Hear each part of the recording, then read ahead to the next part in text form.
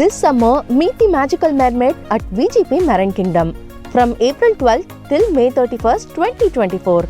நாளை அதிகாலையில் கள்ளழகர் வைகை ஆற்றில் எழுந்தருளும் நிகழ்வையொட்டி இறுதிக்கட்ட ஏற்பாடுகள் தீவிரமாக நடைபெறுகின்றன. கூடுதல் தகவல்களுடன் இணைகிறார் செய்தியாளர் மணிகண்ட பிரபு.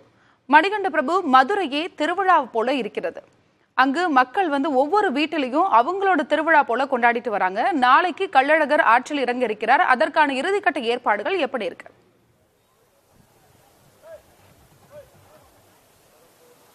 அருணா, கள்ளழகர் நாளை வைகை ஆற்றில் இறங்கும் நிகழ்வையொட்டி இறுதிக்கட்ட பணிகள் என்பது தீவிரமாக நடைபெற்று வருகிறது.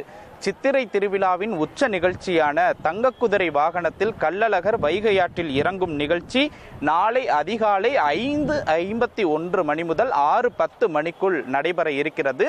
இந்த நிகழ்ச்சிக்காகத்தான் மதுரை வைகையாறு ஆழ்வார்புரம் பகுதியில் விரிவான ஏற்பாடுகள் என்பது செய்யப்பட்டு வருகிறது.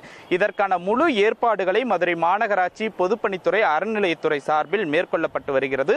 குறிப்பாக கள்ளழகர் வைகை ஆற்றில் எழுந்தருளக்கூடிய அந்த ஆழ்வார்புரம் வைகை ஆற்று பகுதியில் முழுவதுமாக சமன் செய்யப்பட்டு இந்த பகுதியில் வெறும் 2400 பேருக்கு மட்டுமே அனுமதி வழங்க நீதிமன்றம் உத்தரவிட்டிருக்கிறது. அதன் அடிப்படையில் அனுமதி அட்டை இருப்பவர்கள் மட்டுமே உள்ளே நுழைவதற்கான ஏற்பாடுகளை காவல்துறை மேற்கொண்டிருக்கிறது.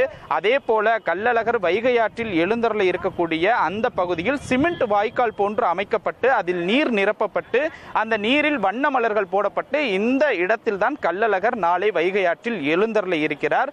அதே போல வைகை ஆற்றுக்குள் 2 மண்டகப்படிகள் மட்டுமே அமைக்கப்பட இருக்கிறது. குறிப்பாக வீரராகவ பெருமாள் கோவில் சார்பிலும் இந்து சமய அறநிலைத்துறை சார்பிலும் 2 மண்டகப்படிகள் அமைக்கப்பட இருக்கின்றன.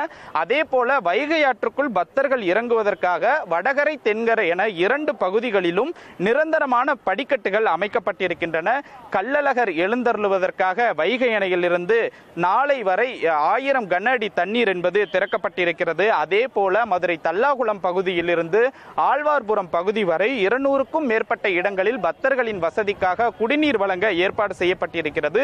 100க்கும் மேற்பட்ட இடங்களில் தற்காலிக கழிப்பறைகள் அமைக்கப்பட இருக்கின்றன. அதே போல 20 ஆம்புலன்ஸ்கள், 50க்கும் மேற்பட்ட நடமாடும் சிகிச்சை குழுக்கள், தற்காலிக சிகிச்சை அளிப்பதற்கான வசதிகளும் ஏற்பாடு செய்யப்பட இருக்கின்றன. காவல் பணியில் மட்டும் 7000 காவல்துறையினர் ஈடுபட இருக்கின்றனர். குறிப்பாக நாளை 1,00,000 பேர் இந்த இடத்தில் திரளுவார்கள் என்பதால் மதுரை, தேனி, விருதுநகர், ராமநாதபுரம், சிவகங்கை உள்ளிட்ட மாவட்டங்களைச் சேர்ந்த காவலர்களையும் பாதுகாப்பு பணிகளில் ஈடுபடுத்த திட்டமிடப்பட்டிருக்கிறது. அதே போல எந்த விதமான குற்றச்சம்பவங்களோ சட்ட ஒழுங்கு பிரச்சனைகளோ ஏற்படாத வகையில் 100க்கும் மேற்பட்ட இடங்களில் கண்காணிப்பு கேமராக்கள் பொருத்தப்பட்டு பாதுகாப்பு பணிகள் என்பது தீவிரப்படுத்தப்பட்டிருக்கிறது.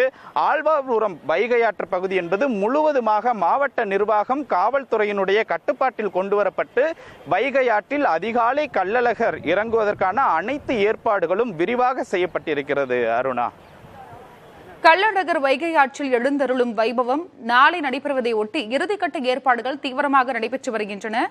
அதனை காட்சிகள் வாயிலாக நாம் பார்த்தோம். உங்களுடைய தகவலுக்கும் நன்றி மணிகண்ட பிரபு. This summer, meet the magical mermaid at VGP Marine Kingdom from April 12th till May 31st, 2024.